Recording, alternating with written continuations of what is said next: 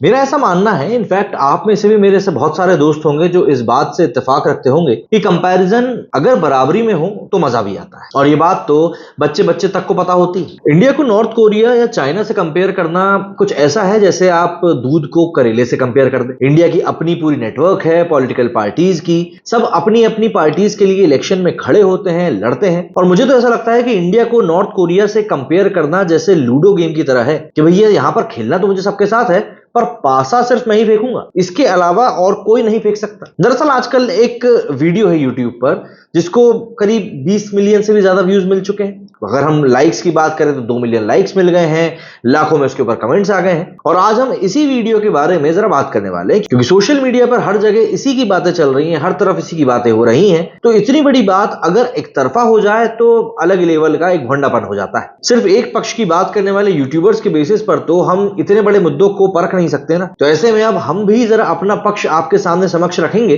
और एक बार जरा पूरा वीडियो सुनकर आप खुद फैसला करने की कोशिश करना कि क्या वाकई में हमारा देश डिक्टेटरशिप के दौर की तरफ आगे बढ़ चुका है। तो इस वीडियो में हम इसी बात के ऊपर बात करने वाले हैं। क्या हमारे देश के प्रधानमंत्री एक डिक्टेटर है? क्या इंडिया में इलेक्शन सिर्फ एक फॉर्मेलिटी रह चुकी है? अगर इंडिया में सच में डिक्टेटरशिप हो गई है तो क्या वाकई में हमारे जो राइट्स हैं वो छीन लिए गए? क्या आपको लगता है कि ये कंपैरिजन जो किया जा रहा है ये सही है? क्या ये नैरेटिव जो सेट किया जा रहा है वो सही है? क्या आपको नहीं लगता कि इस गलत इंफॉर्मेशन से न जाने कितने ही लोग भटक सकते हैं, खासकर कि युवा? या ये सिर्फ इलेक्शन से पहले फैलाया जाने वाला एक प्रोपेगेंडा है, जैसे पिछले इलेक्शन के पहले रफाल का पूरा मुद्दा उठाया गया था? वीडियो को पूरा जरूर देखिएगा जिससे कि आपको काफी सारी चीजों के ऊपर एक तर्क डेवलप करने में मदद हो। और ऑब्वियसली बात है वीडियो काफी इंटरेस्टिंग भी होने वाला है। देखिए, अगर हम बात करें डेमोक्रेसी वर्सेस डिक्टेटरशिप की, तो अगर सच में डिक्टेटरशिप होती तो फिर गौर करने वाली बात यह होती कि ध्रुव राठी की वीडियोस भारत में ट्रेंडिंग में नहीं आती। सरकार चाहती तो बड़ी आसानी से इन वीडियोस को सोशल मीडिया से गायब करवा सकती थी, इंडिया में बैन करवा सकती थी। और एक बार ऐसा हुआ भी है, जब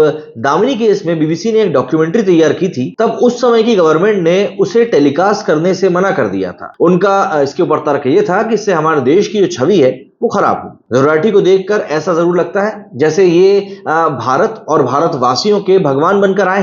भारत के उद्धार करने का पूरा दारोमदार इन्हीं के कंधों पर है। देश की डेमोक्रेसी बचाने का पूरा काम भार इन्हीं को सौंपा गया है। पर ये भारत की सारे परेशानी जर्मनी से ही दूर करना चाहते हैं। सिर्फ 20 से 25 मिनट की वीडियोस बनाते हैं और इनको लगता है कि हम पूरी इंडिया की डेमोक्रेसी को बचाने के लिए सारे टोने के लोगों को बता चुके। वैसे ये पहले व्यक्ति नहीं है जिन्होंने मोदी जी को डिक्टेटर कहा हो। पिछले बीते कुछ सालों में ऐसे कई नेता और पॉलिटिशियंस हुए हैं या न्यूज रिपोर्टर्स हुए हैं जिन्होंने मोदी जी को डिक्टेटर कहकर बुलाया। जैसे 2007 में गुजरात के इलेक्शन के टाइम पे एक आर्टिकल छपता है, Parzania and the dictator of Gujarat. उसके बाद में 2007 में ही CSDS एक पोल कंडक्ट करती है और सर्वे के अकॉर्डिंग बताती है कि मोदी के काम करने का जो स्टाइल है वो एक डिक्टेटर की तरह है। फिर 2007 में ही टाइम्स ऑफ इंडिया के आर्टिकल में आता है कि मोदी और हिटलर के काम करने के तरीके में काफी सिमिलरिटीज है। इसके बाद 2011 में RRS के लीडर गोविंदाचार्य ने भी मोदी को डिक्टेटर कहा था। कांग्रेस कॉन्फ्रेंस में मोदी जी को डिक्टेटर कहा गया था। 2013 में बिल्कुल इलेक्शन से पहले सिंगर विशाल ददलानी ने भी मोदी जी को डिक्टेटर कहा था। राहुल गांधी, सोनिया गांधी ने भी मोदी को डिक्टेटर कहा। ऐसे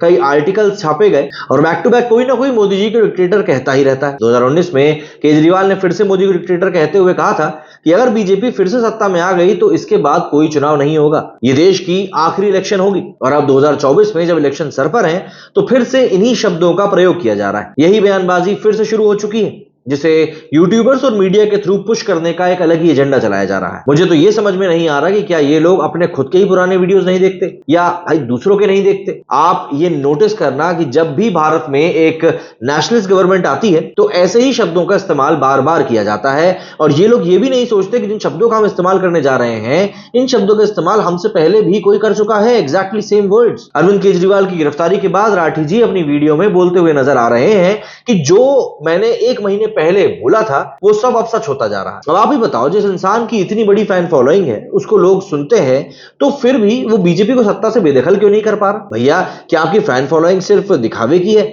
सिर्फ लाइक्स की, रिट्वीट की, शेयर की, कमेंट की है? इन्होंने 2019 में कहा था कि बीजेपी सत्ता में नहीं आएगी, पर क्या हुआ आप सबको पता है। इन्होंने आर्टिकल 370 हटाने पर भी विरोध जताया था, वो भी हटा दी। केरला के बारे में इन्होंने कहा था कि कंट्री का नंबर 1 स्टेट है। आज की तारीख में केरला बैंकरप्सी की कगार पर है। राम मंदिर के बारे में भी इन्होंने काफी कुछ गलत बातें कही थी, उसको अपोज किया था। तारीख पर भी सवाल उठाए थे कि भैया ये लोग तो बोलते हैं मंदिर वहीं बनाएंगे पर तारीख नहीं बताएंगे। भाई वो भी तो वाक्य काफी फेमस ही हुआ था। खैर अब मंदिर बनकर तैयार हो गया है, लेकिन उसके ऊपर ही ज्यादा कुछ बोल नहीं पाए, बल्कि उसको एक बिजनेस मॉडल की तरह पेश करने से चूके नहीं। और तो और स्टैच्यू ऑफ यूनिटी के बनने पर भी इन्होंने कहा था कि ये तो टोटल वेस्ट ऑफ मनी है, यहां तो कोई घूमने भी नहीं जाएगा आज की डेट में। लेकिन यही एक स्मारक भारत का सबसे फेमस लैंडमार्क्स में से एक बन चुका है। मतलब बिल गेट्स भाई साहब जब भारत आते हैं तो सिर्फ डॉली की चाय पीने नागपुर नहीं जाते, बल्कि वो स्टैच्यू ऑफ यूनिटी भी घूम कर आते हैं। ये सारे तो सिर्फ इनके कुछ एक ऐसे जुमले थे जो इन्होंने मारे थे पर चल नहीं पाए, जिनकी लिस्ट काफी लंबी है, बहुत बड़ी है। पर अगर उन्हीं को बताने बैठ गए तो इस वीडियो का पूरा मुद्दा ही भटक जाएगा और वीडियो जबरदस्ती का लंबा हो जाएगा। वीडियो में जरा आगे बढ़ते हैं और अब मैं आपको बताता हूं कि क्या राठी जी सच में जर्मनी में बैठे बैठे इंडिया का भला करना भी चाहते हैं, या सिर्फ ऐसे टॉपिक्स पर वीडियो बनाते हैं जिनसे इन्हें व्यूज मिल सके और इन्हें प्रोपेगेंडा वाली जो रोटी सेकनी है उसके लिए आंच मिलती रहे। हम ज्यादा दूर तक नहीं जाएंगे, बस इनके 1-2 सालों में जो भी केसेस हुए हैं ना हिंदुओं के ऊपर, उनके बारे में इन्होंने क्या बातें कही हैं, किस तरीके से इन्होंने अपना पॉइंट रखा है, उनकी जरा बात करते हैं। उनमें से कितने सेंसिटिव टॉपिक के ऊपर इन्होंने अवेयरनेस फैलाई है, कितने वीडियोस हिंदुओं के सपोर्ट में इन्होंने बनाए हैं, आइए जरा वो समझने की कोशिश करते हैं। शुरुआत करते हैं बदायूं केस से, जो कि अभी रिसेंट में ही हुई एक बहुत ही भयावह घटना थी। ध्रुव राठी ने इतने सेंसिटिव मैटर पर कोई वीडियो नहीं बनाई, इनफैक्ट एक ट्वीट तक भी नहीं किया। पीड़ित कौन था? हिंदू। उससे पहले श्रद्धा केस हुआ था जो कि बहुत ज्यादा ब्रूटल केस था, दुनिया भर में उसके बारे में बातें हुई, लेकिन क्या राठी जी का उसके ऊपर कोई वीडियो आया?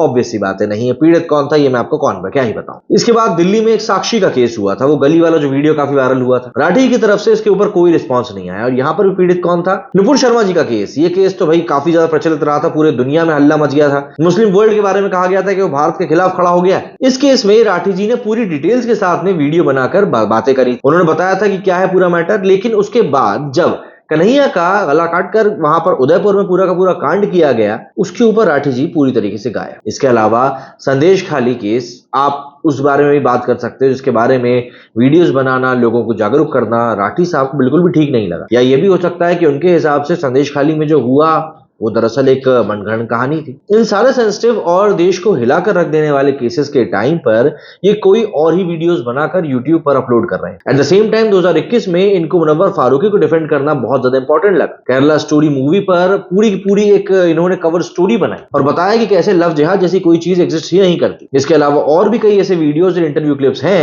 जिनमें ये सिर्फ हिंदुओं के खिलाफ बोलते हुए नजर आते हैं। इन्होंने तो स्वयं हमारे देवी देवताओं को भी नहीं छोड़ा। सिर्फ एक पक्ष की बात करना और सिर्फ एक कम्युनिटी को टारगेट करना इनके वीडियोस बनाने का स्टाइल है। और इन सब के बाद ये भारत को डिक्टेटरशिप से बचाने निकल पड़े हैं जर्मनी में बैठे बैठे। इनको बीजेपी की गवर्नमेंट से दिक्कत है या इनके फेवरेट डिक्टेटर सत्ता में नहीं आ पा रहे हैं, उससे प्रॉब्लम है। बस आपको समझ तो आ ही रहा होगा, मतलब आप सभी लोग भी तो अपनी जगह पर समझदार हैं। अब देखिए क्या है कि सच में भारत में डिक्टेटरशिप है या नहीं है, क्या हम वाकई में उसकी तरफ बढ़ रहे हैं, ये भी एक सवाल बनता है। क्योंकि भाई राठी जी बोल रहे हैं तो ऑब्वियस सी बात है कुछ ना कुछ तो फन फैक्ट हमने रखे ही होंगे। तो देखिए डिक्टेटर या हिटलर जैसे शब्दों का प्रयोग चाहे कोई यूट्यूबर करे या पॉलिटिशियन करे या फिर मीडिया करे, ये सब इन बातों को प्रूव करने के लिए अपनी अपनी दलील देते हैं। और अभी रिसेंटली जो वीडियो वायरल हो रही है राठी जी की, उसमें इन्होंने सारे स्टेटमेंट्स और दलीलों को इकट्ठा कर जोड़ दिया, फिर उससे रिलेटेड सवाल उठाए, जैसे कि करंट मीडिया खत्म हो चुका है,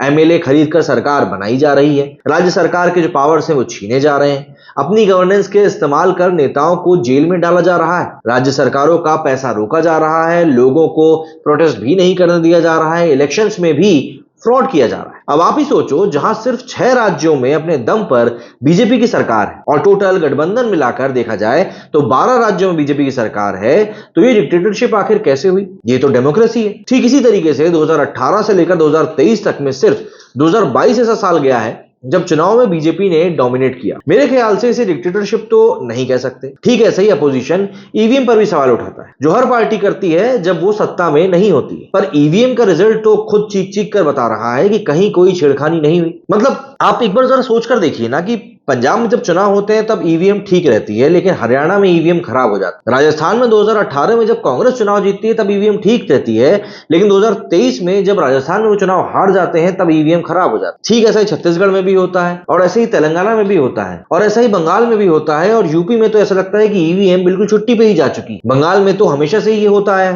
कि वोट नहीं देने देते, मतदान जो पेटियां होती है उनको लूट लिया जाता है। राज्य में ऐसे कई सारे मामले रिपोर्ट भी हुए थे 2018 में, जब टीएमसी के कैंडिडेट अकेले 30% सीट पर जीत जाते हैं क्योंकि अपोजिशन में कोई था ही नहीं। बात सिर्फ इतनी है कि जिस व्यक्ति की पार्टी गठबंधन में चुनाव लड़े और जीत भी जाए, पर फिर भी अपनी सरकार ना बना पाए, तो आखिर वो किस बात के डिक्टेटर है भैया? यहां पर मैं बात कर रहा हूं महाविकास आघाड़ी की। दरअसल भाजपा और उद्धव ठाकरे की जो शिवसेना थी, उन्होंने मिलकर चुनाव लड़ा था, लेकिन चुनाव जीतने के बाद में शिवसेना ने महाविकास आघाड़ी बना ली। अब अगर डिक्टेटरशिप भारत में होती तो क्या ऐसा संभव हो पाता? वायरल वीडियो में राठी जी कहते हैं कि पार्टी के पास में हजारों करोड़ के फंड्स हैं, जिसका इस्तेमाल वो हॉर्स ट्रेडिंग में करते हैं। तो फिर अभी जो मैंने आपको बताया कि शिवसेना और बीजेपी गठबंधन के बाद भी सरकार नहीं बना पाई, तो वहां आकर बीजेपी ने अपने फंड्स का इस्तेमाल क्यों नहीं किया? हॉर्स ट्रेडिंग को सुप्रीम कोर्ट ने भी गलत बताया, पर यह काम तो सारी पार्टियां करती हैं। यहाँ बात हॉर्स ट्रेडिंग की हो रही है, जिस शब्द का डिक्टेटरशिप से दूर दूर तक कोई लेने देना नहीं है। मतलब अगर आपको हॉर्स ट्रेडिंग करनी पड़ रही है तो भाई किस काम के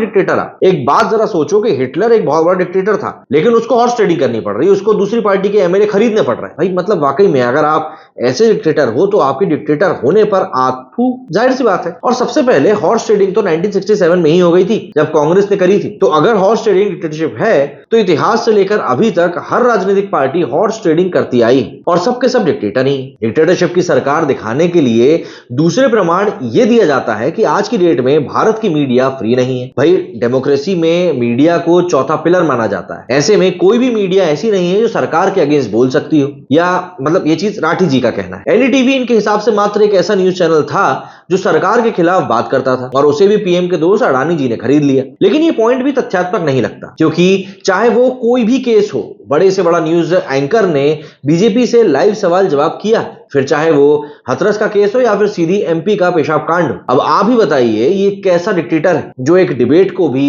नहीं रुकवाता, अपने लोगों से सवाल पूछने देता है। सीधी में तो रिपोर्टर और अपोजिशन पार्टीज ने जाकर ग्राउंड रियलिटी चेक भी किया था और बताया था कि किस तरीके से भाजपा सरकार ने वहां पर सिर्फ और सिर्फ बातों को गोल मोल घुमा दिया लोगों को दिखाने के। लेकिन क्या अपोजिशन पार्टी ने उसको अभी तक कोई बड़ा मुद्दा बनाया? दरअसल ये भी अपना कंफर्ट जोन देखते हैं कि किस मुद्दे से इनकी रोटी ज्यादा सिक सकती है। दरअसल 2014 से पहले तक देश में क्या कुछ अलग था, मतलब अभी से अगर हम कंपेयर करें तो क्या कुछ अलग था, वो भी जरा समझ लेते हैं। दरअसल 2014 से पहले तक टेप्स लीक हुआ करती थी। एनडीटीवी ने अपने चैनल की जो 25वीं एनिवर्सरी थी वो राष्ट्रपति भवन में जाकर मनाई थी, मानो राष्ट्रपति भवन कोई होटल हो। जब 2014 के बाद तो पॉसिबल हो नहीं पाया, तब इन लोगों ने इस बात को लेकर खिसियाना शुरू कर दिया। डिफरेंस तो भैया है, यहाँ पर दिक्कत तो हुई ही होगी ऐसे लोगों को। भाई कौन मिनिस्टर बनेगा, किसकी सरकार बनेगी, ये सारे फैसले जर्नलिस्ट कर रहे होते थे।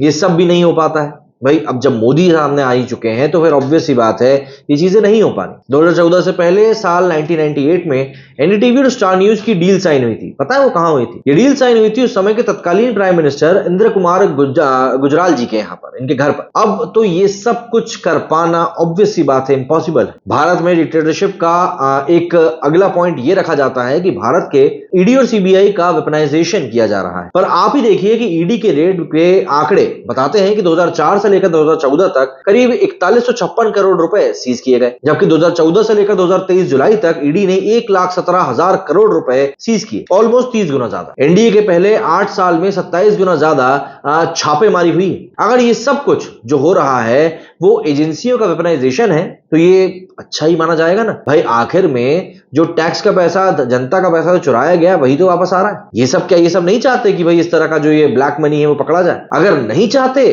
तो सवाल तो फिर उन्हीं से उठना चाहिए कि भाई आखिर आप चाह क्या रहे हो। 2023 में 14 अपोजिशन पार्टी सुप्रीम कोर्ट गई थी मिसयूज ऑफ ईडी के खिलाफ, जिसके लिए अभी कोर्ट ने कोई फैसला दिया नहीं है। पर एक सच ये भी है कि 2013 में भी सुप्रीम कोर्ट सीबीआई को पिंजरे में बंद एक तोता बोल चुकी है। अब कोर्ट की बात को तो आप गलत बोलेंगे नहीं। 1993 में Vineet Narayan, editor of Kalachakra magazine, ने एक पीआईएल कोर्ट में दाखिल करी, जिसके अनुसार सीबीआई अंडर करंट गवर्नमेंट के इशारे पर काम कर रही थी। ये क्लेम भी था कि ये एजेंसीज उन्हीं पार्टी के धुन पर नाचती है जो सत्ता में होती हैं, और सरकार हमेशा दूसरी पार्टियों की कमान कसकर रखने के लिए इन एजेंसीज का इस्तेमाल करती। लेकिन 2004 से 2014 तक एक यूनिक काम हुआ। उस समय सीबीआई किसी सरकार के लिए काम नहीं करती थी, बल्कि एक पार्टी के लिए काम कर रही थी, क्योंकि उस समय यूपीए ने एक एनएसी नाम की संस्था बनाई थी।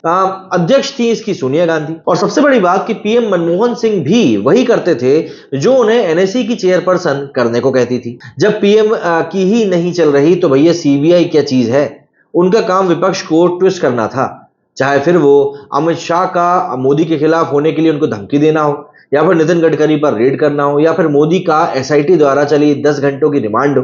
तो आप लोगों को भी ये सुनकर समझ तो आ ही गया होगा कि ये काम तो हर पार्टी करती है, जब वो सत्ता में होती है। तो मोदी की सरकार डिक्टेटरशिप वाली सरकार आखिर कैसे हो गई? अरविंद केजरीवाल को 9 बार समन भेजा गया और उसके बाद भी वो पेश नहीं हुए। इसके बाद सुप्रीम कोर्ट को दखल करना पड़ा, तब कहीं जाकर वो ईडी के सामने पेश हुए और फिर उनकी गिरफ्तारी हुई। अब आप ही मुझे बताइए, आखिर ये कैसी डिक्टेटरशिप वाली सरकार है जो इतने बड़े, मतलब क्या बोलूं, इनके संज्ञान में तो काफी सारी बातें हैं पर अब नहीं बोलते।